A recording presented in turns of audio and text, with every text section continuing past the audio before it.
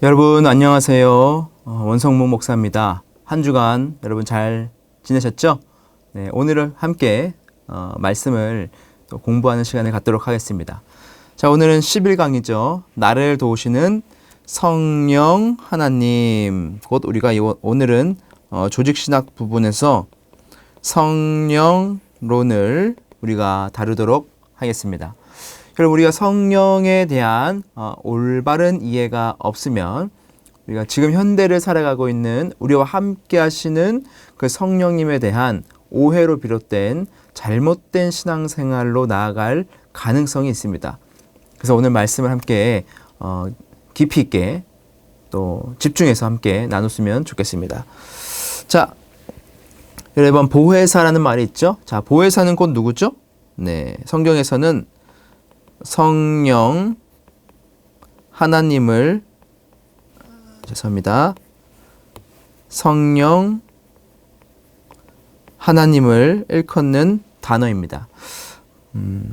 보호하시고 은혜를 베푸시는 분이다 해서 보혜사라고 읽습니다. 곧 성령 하나님이죠. 그리고 성령 세례가 있습니다. 성령 세례라는 것은 여러분 세례는 무엇인지 아시죠? 우리가 예수님을 나의 인생의 주인입니다. 이제 내 인생은 주님의 것입니다. 라는 그 고백을 하나님께 올려드리는 거룩한 예식을 하는 것이 바로 이 세례입니다. 그런데 그 세례를 할 때 우리 가운데 임하시는 분이 계세요. 그분이 바로 성령이라는 분입니다. 그래서 우리가 성령 세례, 즉 성도가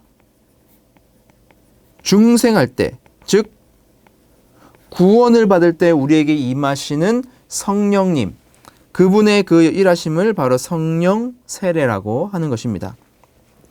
그리고 성령 충만 있죠. 자, 성령 충만이라는 것은 성령 하나님께서 성도의 삶, 예수님을 믿은 그 예수님의 자녀들의 그 삶 속에서 함께 하시고 그 삶을 지배하셔서 하나님의 전적인 지도 아래에서 살아가도록 하시는 것, 그게 바로 성령 충만입니다. 자, 우리가 함께 1번부터 구체적으로 한번 나누어 보도록 하겠습니다. 1번, 종종 사람들은 수호천사에 대해 이야기합니다. 인간을 보호하고 돕기 위해 천사가 각 사람에게 붙어 있다고 믿는 것입니다. 만약 우리와 늘 함께 하시고 도우시는 분이 있다면 어떨까요? 각자 자, 이렇게 나누어 봅시다. 자, 여러분들은 이 수호천사가 있다고 여러분 생각하십니까? 아니면 없다고 생각하십니까? 로마 카톨릭에서는요, 이 수호천사의 존재를 아주 확실하게 믿습니다. 그래가지고 10월 2일 날을 수호천사 기념일로 지정을 해서 그를 수호천사를 기리고 또 수호천사를 또 예배하는 그런 일들을 지금 로마 카톨릭에서는 하고 있죠. 근데 여러분, 수호천사가 예배를 받을 만한, 공경을 받을 만한 그런 존재인가요? 그런 존재가 아닙니다. 성경에서는 천사들을 우리 인간과 마찬가지로 피조물을 만드셨지만 결국에 하나님께서는 우리 인간을, 지금은 아닙니다. 지금은 아니지만 우리 인간을 마지막 심판 이후에 영원한 하나님의 나라에서는 가장 존귀한 존재로 우리를 살게 하실 거예요. 그런데 수호천사를 경배한다는 것은 여러분 우리가 말이 되지 않는 것이죠. 우리의 경배의 대상은 오로지 누구여야 되어야 됩니까? 그렇죠. 삼위일체 하나님만 우리의 경배의 대상이 되어야 한다는 것이죠. 자, 그러면 수호천사가 있을까요? 없을까요?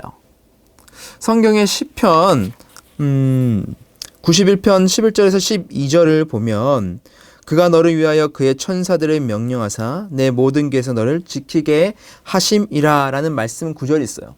이 구절을 근거로 해서 우리에게 천사들을 하나님 보내셔서 지키게 하시겠구나 라고 해서 거기서 수호천사의 개념을 도입한 그런 일들이 있습니다. 그런데 물론 하나님께서는 천사들을 보내시죠. 우리를 보호하시고 지키시고 또 하나님의 천사의 군대를 보내셔서 영적인 싸움을 하게 하시죠. 맞습니다. 하지만 우리 인간에게 한 명 한 명에게 수호천사가 붙어서 우리를 수호천사가 보호해준다? 도와준다? 여러분 그런 개념은 아닙니다. 사실은 우리 곁에 계시고 우리 안에 계시고 우리를 보호하시는 분은 성경에서 뭐라고 말씀하고 있느냐? 바로 성령 하나님이라고 말씀을 하고 계세요. 그럼 성령 하나님은 여러분 수호천사가 아니시죠. 우리가 알고 있는 그 하늘에 계신 하나님과 동일하신 존재가 바로 이 성령 하나님이라는 것입니다. 그래서 우리가 오해할 것은 성령 하나님을 어떤 천사와 같은 개념으로 이해해서는 절대 안 된다는 것이죠. 성령 하나님을 천사의 어떤 능력으로 우리가 생각해서도 안 된다는 것입니다. 우리가 반드시 기억해야 될 것이 무엇이냐면 성령 하나님은 하나님이라는 거예요. 하나님, 성부, 성자 하나님과 동일하신 하나님이다. 그분이 우리와 함께 하시고 도우시는 분이시다라는 것을 여러분 반드시 기억해야 됩니다. 우리가 기독교의 역사를 쭉 보면 성부, 성자, 성령 하나님에 대한 어떤 위치를 잘못 설정해서 계속해서 이단들이 들어와요. 성령 하나님도 뭐죠? 성자 예수님으로부터 발현된, 분출된 그런 존재다. 그래서 예수님보다 하급한 존재다라고 주장하던 역사의 어떤 이단들도 있었고, 성부 하나님보다 낮은 존재다. 어떤 성부 하나님의 능력이고 기운이다라고 주장하는 사람들도 있었어요. 근데 그것도 다 이단 사상이라는 것이죠. 지금도 마찬가지입니다. 성령 하나님을 어떤 능력으로 보고 어떤 바람으로 보고, 그래서 성령 하나님을 어떤 우리가 부릴 수 있는 분으로 생각한다면 절대 큰 오산이라는 것이죠. 그래서 여러분 은사 집회나 아니면 뭐 신유 집회나 그런 곳에서 성령 하나님에 대한 오해를 아주 단단히 하고 있는 곳들도 우리는 지금도 많이 찾아볼 수 있다는 것이죠. 자, 한번 넘어가 보겠습니다. 자, 두 번째죠. 성령 받았습니까? 라는 질문을 여러분 들어보셨습니까? 여러분 들어보셨죠? 여러분 성령 받았습니까? 들어보셨죠? 어떤 이들은 성령 세례가 구원의 필수 요소처럼 이야기합니다. 각자가 이해하는 성령 세례에 대해 나누어 봅시다. 자, 사도행전 1장 5절 볼게요. 요한은 물로 세례를 베풀었으나 너희는 몇 날이 못 되어 성령으로 세례를 받으리라 하셨느니라. 아멘. 자, 여러분 여기서 말하는 성령을 받았습니까? 라는 질문은 우리가 두 가지 의미로 이해할 수 있을 것 같아요. 첫 번째는 어떤 은사를 받았습니까? 라는 의미로 이해를 하시는 분들이 있고요. 또 두 번째 성령을 받았습니까? 라는 이 말은요. 중생을 하셨습니까? 라는 의미로 받아들일 수 있어요. 자, 은사는 뭐죠? 성령 받았습니까? 예를 들면 성령 받았습니까? 하면 당신이 방언을 하십니까? 아니면 예언이나 아니면 어떤 그것을 통역하는 은사가 있으십니까? 그러한 것을 말할 때 성령 받았습니까? 라는 말을 사용할 때가 있어요. 그리고 두 번째는 중생이죠. 중생이라는 것은 곧 하나님께서 우리를 구원해내신 그 새로운 생명을 주신 이를 바로 중생이라고 합니다. 이 중생은 구원과 관련이 되어 있는 것이죠. 그래서 여러분 성령 받았습니까? 라는 말을 어떤 분들은 은사에 초점을 둬서, 어떤 분들은 중생, 즉 구원에 초점을 두어서 주장을 한다는 것이죠. 자, 그럼 성령 세례는 무엇일까요? 그 뒤에 함께 나눠보겠습니다. 3번 볼게요.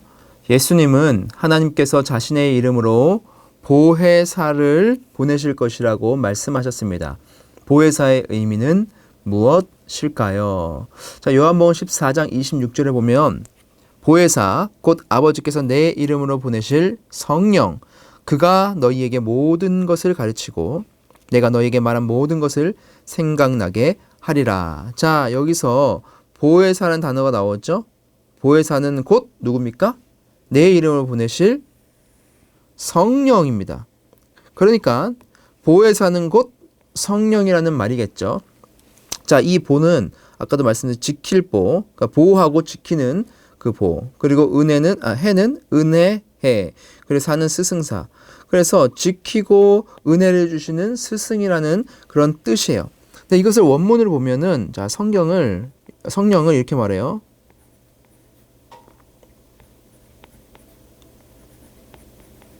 파라클레이토스라는 단어로 쓰여져 있어요. 이 파라클레이토스라는 단어는 여러 가지 아주 광범위한 뜻을 담고 있습니다.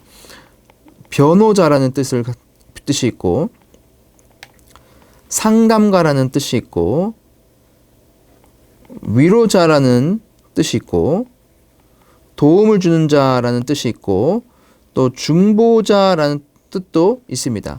그러니까 우리를 변호하시고, 우리에게 상담하시고, 우리를 위로하시고, 우리의 도움을 주시고, 우리를 위해서 중보하시는 분이 바로 성령 하나님이다라는 말씀을 지금 하고 있는 것이죠.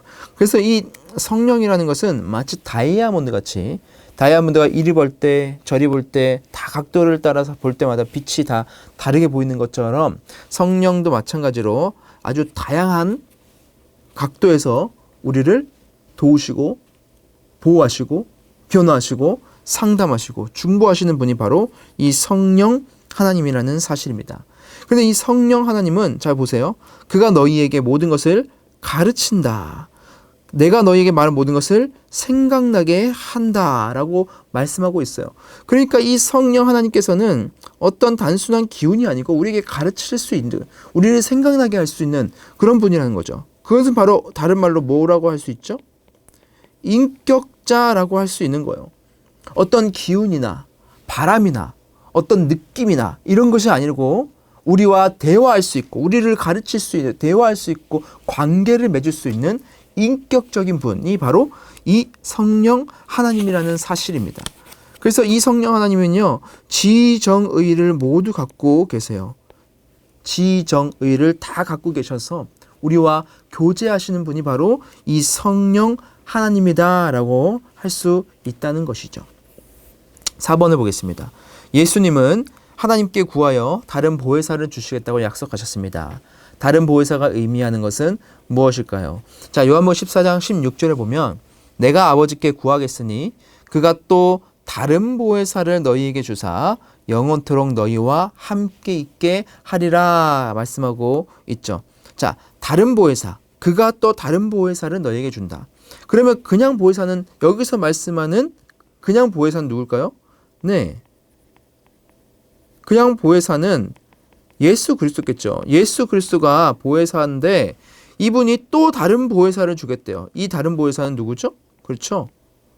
성령 하나님을 너희에게 보낼 거라는 거예요.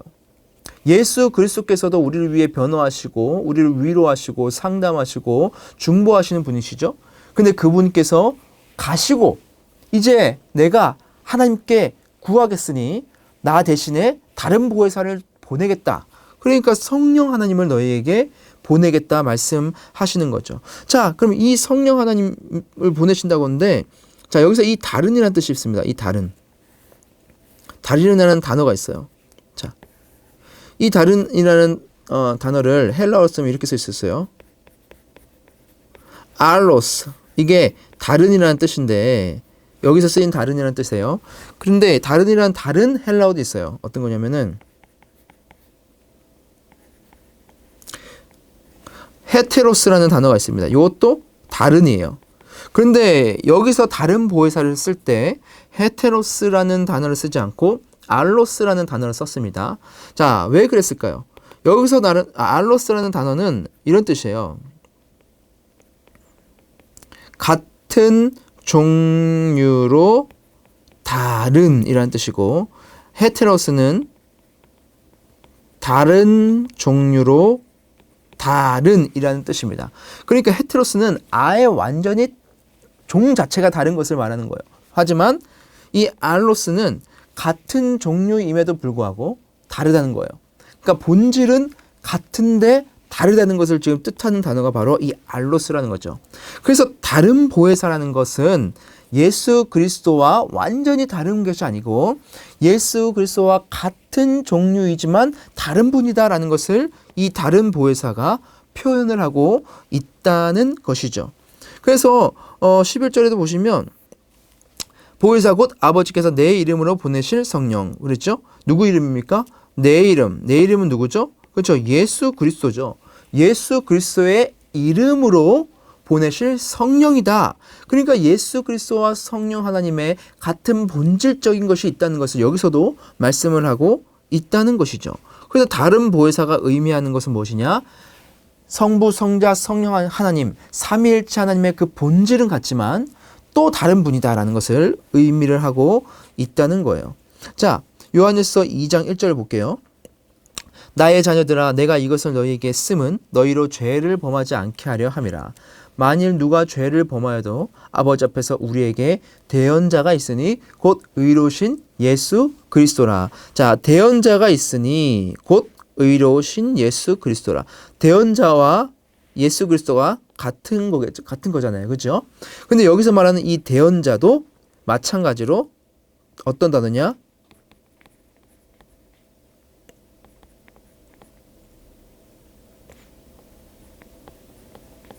파라클레이토스.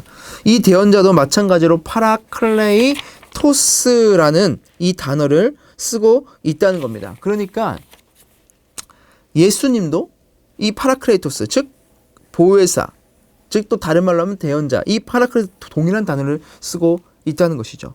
그러니까 여기서 아까 제가 처음에 말했던 보혜사는 예수 그리스도다라는 그 말이 바로 예수 그리스도라는 말이 바로 이 요한일서 2장 1절에서 증명을 할 수 있겠죠.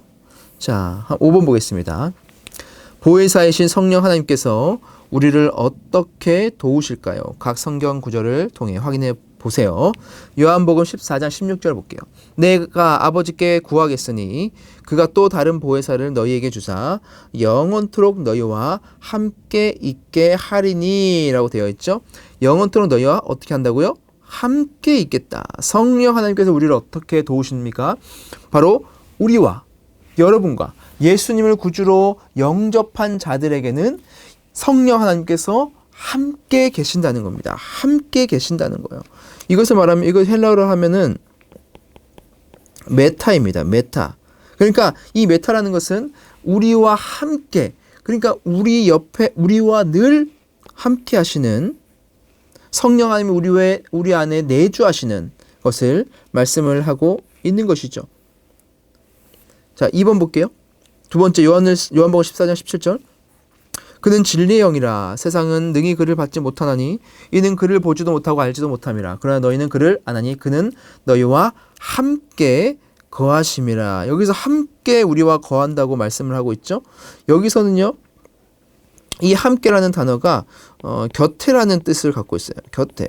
그러니까 우리와 함께 하시고, 저 이게 파라죠. 파라. 우리와 함께 하시고, 그리고 우리 곁에도 계시고, 그렇게 우리를 도와주시고 우리와 함께 하시고 우리와 보호하신다는 것을 말씀을 하고 있다는 것이죠. 갈라디아서 5장 22절 23절에도 보면 이렇게 되어 있죠. 오직 성령의 열매는 사랑과 희락과 화평과 오래 참음과 자비와 양성과 충성과 온유와 절제니 이 같은 것을 금지할 법이 없느니라. 성령 하나님께서 함께 계시고 내주하시고 우리의 곁에 계시면 성령의 열매를 맺는데, 성령의 열매를 맺는 자들은 어떤 일들이 나타나냐? 사랑이 나타나고 기쁨이 나타나고 평화가 그 마음 가운데 있고 오래 참을 줄 알고 자비를 베풀고 선을 베풀고 하나님께 충성하고 온유함을 가지고 절제를 할 수 있는 이러한 성령의 열매들을 우리가 맺어갈 수 있다는 것이죠. 여러분, 이것이 가장 큰 축복이 아니겠습니까? 성령의 열매를 맺어가는 것. 성령 하나님이 이것을 위해서 우리를 도우신다는 것이죠. 자, 6번 볼게요. 성령 세례는 신약 성경 여러 본문에서 나타납니다. 복음서와 사도행전에 나타난 성령 세례와 고린도전서에 나타난 성령 세례가 어떻게 다른지 각 성경 구절과 그림을 통해 확인해 보세요. 자, 우리가 성령 하나님이 우리와 함께 하시고 우리 곁에 계시고 우리 안에 내주하신다는 것을 우리가 함께 나누어 봤습니다. 자, 그렇다면 성경에서 이제 성령 세례가 여러 본문에 나타나요. 자, 성령 세례가 복음서와 사도행전에도 나타나고 고린도전서에도 나타나는데 각 성격이 다릅니다. 자, 어떻게 다른지 한번 그것을 좀 확인해 볼게요. 고린도전서 12장 13절에 보면 우리가 유대인이나 헬란이나 종이나 자유인이나 다 한 성령으로 세례를 받아 한 몸이 되었고 또 다 한 성령을 마시게 하였느니라 되어 있죠. 자, 여기서 성령으로 세례를 받아서 한 몸이 되었고 또 다 한 성령을 마셨다라는 말씀을 지금 하고 있어요. 근데 여기서 말하는 이 성령 세례는 무엇을 뜻할까요? 자, 그림으로 여러분 제가 설명을 드릴게요. 여기서 그리스도의 한 몸이 되었다. 그리스도의 한 몸이 되었다는 것은 즉 교회를 말하는 겁니다. 교회를 말하는 것인데 이 교회의 한 몸이 되기 위해서 성령 세례를 받아야 된다고 말씀하고 있어요. 여기서 말하는 성령 세례는 곧 그리스도와 한 몸이 되기 위해서 우리에게 주신 성령 세례라는 것이죠. 즉 그리스도의 몸으로 들어가기 위해서는 우리가 어떻게 됩니까? 중생해야 돼요. 중생이라는 것은 거듭남이죠. 새로운 생명이 우리에게 임한 것이죠. 새로운 생명을 누가 주십니까? 하나님께서 우리에게 주시는 것이죠. 그래서 여기서 말하는 성령 세례는 우리 인생에서 딱 한 번 있는 그리스도의 공동체로 속하는 바로 이 중생을 말하는 것입니다. 그래서 우리가 이 성령 세례, 그리스도의 한 몸으로 들어가는 이 중생은 무의식적으로 일어나요. 우리가 언제 중생했는지는 알 수가 없습니다. 뭐 또 대충 기간은 우리가 알 수 있겠죠. 하지만 하나님께서 우리에게 이 중생을 주권적으로 베풀어 주신 이 시각은 우리의 무의식 속에 나타나기 때문에 우리는 알 수가 없어요. 주님께서 주권적으로 예수 그리스도의 생명을 우리에게 부어주신 사건입니다. 자, 이제 복음서에서 볼게요. 복음서에도 성령 세례가 나온대요. 누가복음 4장 14절을 보시면 예수께서 성령의 능력으로 갈릴리에 돌아가시니 그 소문이 사방에 퍼졌고, 자, 사도행전 2장 4절에도 보면 그들이 다 성령의 충만함을 받고 성령이 말하게 하심을 따라 다른 언어들로 말하기 시작하니라. 자, 여기 보시면 자, 성령의 능력이 지금 예수께 임했죠. 그리고 성령의 충만함이 그들에게 임했죠. 여기서도 지금 성령의 능력과 성령의 충만함, 곧 성령의 세례에 대한 말씀이 나와 있는데, 자, 여기서는 어떠한 의미가 있느냐? 우리가 처음에 고린도전서에 말했던 세례는 중생, 즉 그리스도의 한 몸 된 교회로 들어갈 때 일어나는 일인데, 여기서 말하는 성령 세례는 우리가 그리스도의 몸으로 들어간 이후에 성령 세례가 임하는 것을 말하는 겁니다. 그래서 여기서 말하는 것은 성령 세례, 곧 처음으로 중생한 이후에 처음으로 성령의 놀라운 역사하심을 아주 강하게 느꼈던 그것을 바로 성령 세례다. 곧 첫 충만이다 라고 우리가 설명을 할 수 있을 것 같아요. 그래서 이것도 곧 오순절 여러분 성령 세례 아시죠? 마가의 다락방에서 모여서 120분들가 뜨겁게 기도했을 때 성령님이 임하셨죠. 그들은 이미 중생한 사람들입니다. 그렇죠? 이미 중생한 사람들인데 중생한 사람들에게 뜨겁게 임한 사건을 바로 성령 세례라고 해요. 근데 그것도 마찬가지로 중생이 아니라 성령 충만에 관련된 성령 세례라는 것이죠. 자, 우리가 여러분 이러한 성령 충만과 이 성령 세례에 대해서 이해를 해야 되는 이유가 무엇이냐면은 그래야만 우리가 성령에 대해서 오해를 하지 않기 때문에요. 여러분 한 7번을 통해서 제가 한번 설명해 드릴게요.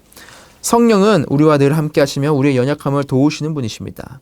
이때 성령 하나님은 통상적으로도 일하시며 비상적으로도 일하십니다. 아래 그림을 통해 성령 하나님의 통상 충만과 비상 충만이 무엇인지 생각해 보세요. 자, 성령 세례는 두 가지라고 했죠. 처음에는 중생할 때 이루어지는 성령 세례, 그리고 두 번째는 우리가 성령의 충만함을 잊기 위한 성령 세례가 있다는 것이죠. 그래서 여러분 우리가 세례식을 하는데 세례식을 몇 번 합니까? 우린 평생에 딱 한 번만 해요. 한 번만 해요. 왜 그렇습니까? 이 중생이라는 것은 딱 한 번 일어나는 일이기 때문에 단회적인 것이기 때문에. 그런데 그 이후에 성령 세례 곧 성령 충만이라고 하는 것은 우리에게 계속해서 임합니다. 그래서 이 성령 충만에는 두 가지로 나눌 수 있어요. 통상 충만 있고 비상 충만이 있어요. 자, 비상 충만이라는 것은 무엇이냐? 성령 하나님께서 아주 강하게 임재하시는 것을 말해요. 강하게 임재하셔서 놀라운 변화가 일어나는 것들을 말하는 겁니다. 예를 들자면 우리가 죄 가운데 있었어요. 끊지 못하는 죄가 있었어요. 근데 그 죄가 성령이 임하셔서 갑자기 단번에 끊는 역사가 나타나는 겁니다. 그리고 우리의 인격과 성격이 갑자기 막 전인격적인 변화가 일어나서 저 사람 어떻게 저렇게 변할 수가 있지? 절대 변할 수 없는 사람인 것 같은데 어떻게 저렇게 변할 수 있지? 이건 역시 성령 충만, 즉 성령 세례가 강하게 임한 것입니다. 그리고 때로는 말씀을 듣는데 갑자기 그 성경의 말씀이 내 안에 아주 강하게 부딪혀오는 거죠. 그 나를 아주 확 뒤집어 놓는 것이죠. 그리고 복음 전파의 담력과 막 그런 효력들이 나타나기도 하고 성령의 어떤 은사들, 막 방언과 막 신유의 은사들이 막 터지는 그런 은사의 기적의 은사들을 체험할 때도 있죠. 그리고 사탄과 악령들을 막 제압하고 영적인 싸움에서 막 이겨나가는 그러한 능력, 기적적인 기도의 응답을 받는 능력, 교회의 획기적인 변화와 막 폭발적인 성장이 막 일어나는 이런 것들이 바로 이 성령 비상 충만입니다. 그래서 이것을 이렇게 표현해요. 소낙비와 같다. 소낙비는 한 번에 막 푹 여러분 쏟아지지 않습니까? 비상 충만은 소낙비와 같다. 그런데 여러분 통상 충만이라는 것은 보슬비라고 표현해요. 보슬비 그냥 부슬부슬 떨어지는 것이죠. 그래서 우리가 그 밖에 나가면 그 보슬비에 젖는 듯 젖지 않는 듯 이렇게 막 이렇게 젖는다는 것이죠. 그게 바로 여러분 보슬비예요. 자, 통상 충만이라는 것은 아주 급격한 성령의 역사하심이 나타나진 않는다 할지라도 말씀을 우리가 보면서 그리고 매일같이 꾸준히 기도를 하면서 매일같이 성화된 삶을 위해서 우리가 살아가면서 성령 하나님이 잔잔한 은혜들을 우리에게 채워주시는 것들, 그것들을 바로 통상 충만이라고 합니다. 그래서 여러분 성령 충만에 대해서 어떤 분들은 이 비상 충만만 있다고 생각을 해요. 내가 막 뜨거운 감정이 없고 막 뜨거운 변화가 일어나지 않으면 나는 성령 충만하지 않는 것 같아 라고 말씀하시는 분들이 있어요. 나는 하나님이 나를 싫어하시나 봐. 왜 내 삶에 변화가 일어나지 않지? 왜 내 삶에 이런 일들이 자꾸 안 좋은 일들이 자꾸 일어나지? 그래서 나는 성령 충만하지 않은 사람이야 라고 말할 수 있어요. 그러나 여러분 꼭 성령의 놀라운 역사가 일어난다고 해서 성령 충만한 것이 아닙니다. 우리에게는 통상 충만이 있어요.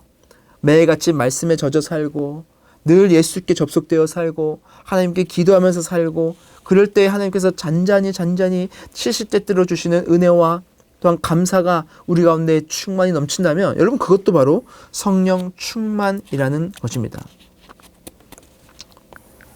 이 두 가지 성령 충만을 여러분 기억하시면 여러분들이 성령에 대해서 조금 더 이해하실 수 있겠다는 생각이 듭니다. 자, 8번 볼게요. 오늘날 성령 하나님으로부터 소위 직통 계시를 받는다는 사람들이 있습니다.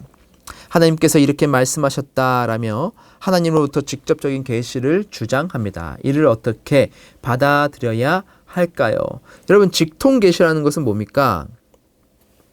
하나님께서 인간에게 직접 말씀해서 그 신적인 음성을 듣는다는 것을 말하는 거예요. 그런데 여러분 오늘날의 직통 계시는 있을까요 없을까요? 오늘날의 직통 계시는 없습니다. 하나님께서는 우리에게 직통 계시를 이미 주셨어요. 그것이 무엇입니까? 바로 성경 말씀이죠.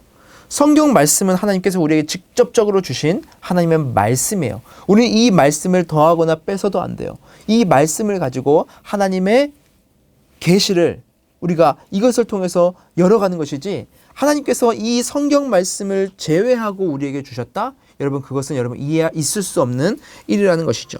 그래서 직통 계시를 받는다는 것은 여러분 전부 다 여러분 이단이라고 여러분 생각하시면 됩니다.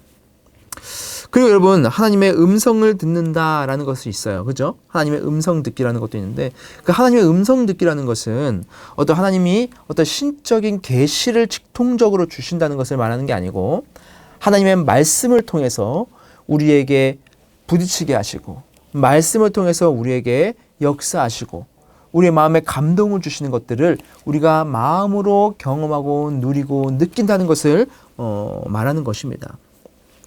요한복음 16장 13절을 보면 이렇게 되어 있죠.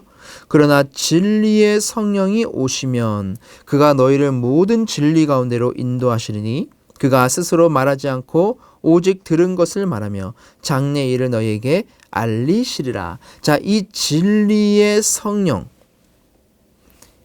곧 어떤 거죠? 예수 그리스도는 자신이 뭐라고 했어요? 나는 곧 길이요, 진리요, 생명이다. 자, 예수 그리스도가 진리예요. 진리의 성령이라는 것은 성령님은 예수 그리스도의 성령이라는 것이죠. 그러니까 여러분, 성령 하나님을 생각할 때에 성령 하나님은 아까도 진리의 영이라고 할 수 있어요. 진리의 영이라는 그 말씀이 나오잖아요. 그러니까 진리의 영, 곧 진리의 성령이라는 것은 예수 그리스도를 벗어난 성령은 없다는 겁니다. 이 성령 하나님은 예수님의 말씀을 다시 전파하기 위해 오신 분이라는 거예요. 그래서 예수님의 말씀을 뛰어넘고 예수님의 말씀이 없는 말을 이 성령 하나님이 하시는 분이 아니라는 것이죠. 그러니까 성령 하나님은 곧 어디에 속해 있는 겁니까? 말씀을 통하여서 역사하시는 분이 바로 이 성령 하나님이라는 거예요. 그래서 여러분, 성령의 역사가 있다 할 때 반드시 우리가 분별해야 될 것이 무엇이냐? 이것이 말씀에 기초한 것이냐? 아니면 말씀에서 벗어난 것이냐? 여러분, 이것을 잘 분별해야 됩니다. 그래야 이게 성령의 역사인지 아니면 악한 영의 역사인지 거짓 교사들의 역사인지를 우리가 분별해낼 수 있다는 것이죠. 자, 9번 볼게요. 예수님은 우리에게 다른 보혜사 성령 하나님을 보내주셨습니다. 우리를 도우시는 성령 하나님의 능력을 어떻게 체험할 수 있을까요? 어떻게 해야 성령 충만할 수 있을까요? 자, 어떻게 해야 될까요? 사도행전 2장 38, 39절을 보시면 베드로가 이르되 너희가 회개하여 각각 예수 그리스도의 이름으로 세례를 받고 죄사함을 받으라. 그리하면 성령의 선물을 받으리니 이 약속은 너희와 너희 자녀와 모든 먼데 사람 곧 주 우리 하나님이 얼마든지 부르시는 자들에게 하신 것이라 하고. 자, 베드로가 어떻게 했죠? 너희가 회개해라. 회개하면 그의 죄사함을 받으면 성령을 선물로 받을 것이다 말씀을 하고 있다는 것이죠. 우리가 성령 하나님의 능력을 체험하기 위해서, 성령 하나님의 역사하심을 우리가 경험하기 위해서, 우리가 성령 충만하기 위해서는 우리 안에 있는 죄의 역사들을 여러분 끊어내야 됩니다. 하나님 앞에 나가서 회개해야 돼요. 이것이 너무나 중요합니다. 성령 하나님도 역시 죄를 싫어하시는 분이죠. 우리 안에 있는 어떤 죄악들을 계속해서 끊임없이 끊어내는 일들을, 회개를 계속해서 우리가 해야 되는 것이죠. 그래야 성령의 선물을 받고 이것을 통해서 우리에게 어떤 축복이 이어집니까?